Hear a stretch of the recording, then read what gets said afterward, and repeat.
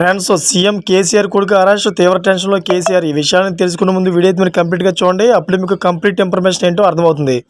అదేవిధంగా చాలామంది వీడియో చూస్తున్నారు కానీ సబ్స్క్రైబ్ చేసుకోవడం మాత్రం మర్చిపోతున్నారు. దయచేసి సబ్స్క్రైబ్ చేసుకోండి. సబ్స్క్రైబ్ చేసుకోవడం వల్ల నేను చేసే ప్రతి ఒక్క అప్డేట్ మీరు ముందుగానే పొందగలుగుతారు. అదేవిధంగా చాలామంది లైక్ చేయడం మర్చిపోతున్నారు. దయచేసి లైక్ చేయండి. లైక్ చేయడం వల్ల ఇన్ఫర్మేషన్ అనేది మనం చాలామందికి రీచ్ చేసిన వాళ్ళు అవుతాం. ఇంక లేట్ చేయకుండా వీడియోకి వెళ్ళిపోదాం.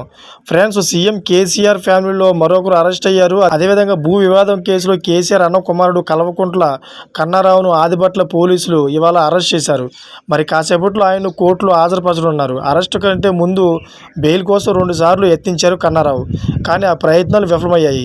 బెయిల్ పిటిషన్ను కోర్టు తిరస్కరించడంతో ఇవాళ పోలీసులు అరెస్ట్ చేశారు.